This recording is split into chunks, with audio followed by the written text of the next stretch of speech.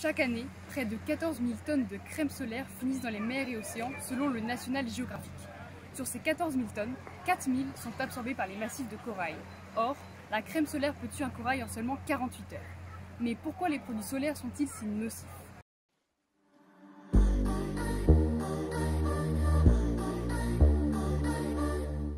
D'après les chercheurs, un quart de la crème appliquée sur le corps se dilue dans l'eau au bout de 20 minutes de baignade. En plus de cela, les aérosols pulvérisent sur le sable de la crème qui finit à son tour dans les océans. Il en va de même lorsque l'on prend sa douche. Problème, filtres chimiques et ingrédients toxiques contaminent les sols et se dissolvent dans l'eau, menaçant la flore et la faune marine. En ce qui concerne les filtres UV, les filtres chimiques composés de benzophéne, dont l'oxybenzone, ou d'aminobenzoate, favorisent le blanchiment des coraux. De fait, en bloquant les rayons UV, ils bloquent également le processus de photosynthèse des algues qui vivent en symbiose avec les coraux.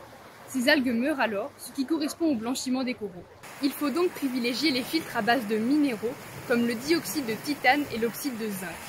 Mais selon une étude publiée en 2014 par l'Université des Baléares, le dioxyde de titane peut inhiber la croissance du phytoplancton, qui est à la base de la chaîne alimentaire marine.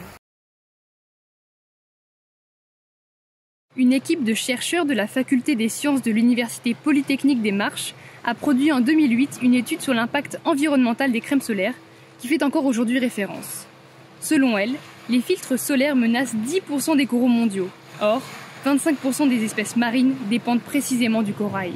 Hawaï a ainsi interdit en 2018 la vente de produits solaires contenant de l'oxybenzone et de l'octinoxate, deux composés chimiques néfastes. Entre les filtres et la composition chimique, les emballages en plastique et les processus de fabrication, l'impact écologique est donc rarement pris en compte. Afin que votre crème solaire ait un impact moindre sur l'environnement, il faut donc qu'elle soit à base de filtres minéraux, qu'elle soit sans nanoparticules afin de ne pas être ingérée par les coraux et que sa composition soit naturelle afin qu'elle soit le plus biodégradable possible.